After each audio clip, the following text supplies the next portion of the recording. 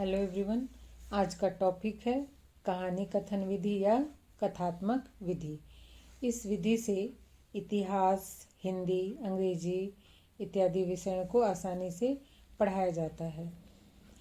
छोटी कक्षाओं में कहानी कहना ही सिखाने की सर्वोत्तम विधि होती है, क्योंकि जो बच्चे होते हैं वो स्वभाव से ही कहानी प्रिय होते हैं। उन्हें कहानी सुनना बहुत ही पसंद होता है। लेकिन इस विधि का प्रयोग करने वाले शिक्षक को इस कला में निपुण होना चाहिए।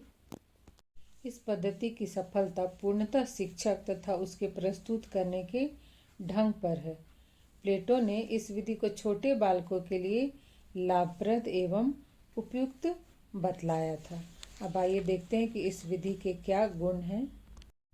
यह पद्धति छोटे बच्चों के लिए अत्यंत ही उपयोगी होती है, क्योंकि जो छोटे बच्चे होते हैं वो स्वभाव से ही कहानी प्रिय होते हैं और इस पद्धति से कई तथ्यों को रोचक ढंग से प्रस्तुत किया जा सकता है, क्योंकि कहानी में तथ्यों के मध्य तारतम्यता बनी रहती है।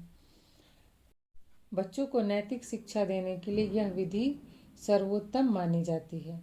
इस विधि द्वारा बालकों की कल्पना शक्ति का विकास होता है और इससे अनुशासनहीनता की समस्या का भी समाधान हो जाता है। यह विधि छात्रों को जिज्ञासु बनाती है और उनके जिज्ञासा को शांत भी करती है और कहानियों के आधार पर बालक में नए विचार बनते हैं, जिससे उनमें सृजनात्मकता की प्रवृत्ति का विकास होता है। अब कहानी विधि के दोषों को देखते हैं। यह पद्धति व्यावहारिक ज्ञान नहीं दे पाती है। यह पद्धति विषय वस्तु के सभी पक्षों को प्रस्तुत नहीं कर पाती है। कहानीकार की व्यक्तिगत धारणाएं तथ्यों पर प्रभाव डाल सकती हैं। यह पद्धति बड़ी कक्षाओं के छात्रों के लिए उपयोगी नहीं है और इस पद्धति में अभ्यास एवं स्वाध्याय के अवसर नहीं होते हैं। इन दोषों के बावजूद भी यदि इस पद्धति का प्रयोग सावधानी से किया जाए और कुछ बातों का ध्यान रखा जाए तो यह अत्यंत ही उपयुक्त साबित हो सकती है। जैसे कि कहानी कहने वाले अध्यापक का विषय वस्तु पर पूर्ण अधिकार होना चाहिए। कहानी कभी भी पुस्तक से न पढ़ी जाए, बल्कि कि वह सुनाई जानी चाहिए और कहानी का चुनाव छात्रों के मनोशारीरिक स्तर के अनुसार होना चाहिए।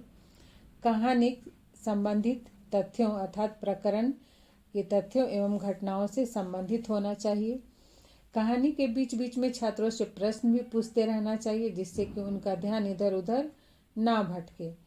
कहानी को प्रभावी बनाने के लिए आवश्यकता अनुसार सहायक सामग्री का प्रयोग अवश्य करना चाहिए और कहानी एक क्रम में कहना चाहिए, उसमें तारतम्यता होनी चाहिए। कहानी की भाषा सरल तथा सुबोध होनी चाहिए, जिससे सभी बच्चे उसे आसानी से समझ सके। शिक्षक को कहानी कहने की कला में दक्ष होना चाहिए, जिसमें भाषा और शब्दों के उतार चढ़ाव, भाव, चेहरे के एक्सप्रेशंस इत्यादि का ध्यान रखा जाना चाहिए। कहानी कहने का ढंग स्वाभाविक तथा भावना प्रधान होना चाहिए। तो यदि उपयुक्त बातों को ध्यान में रखा जाए, उपयुक्त सुझावों को ध्यान में रखकर यदि शिक्षण के लिए कहानी विधि का प्रयोग किया जाए तो निश्चय ही शिक्षण उद्देश्य प्राप्त किए जा सकते हैं।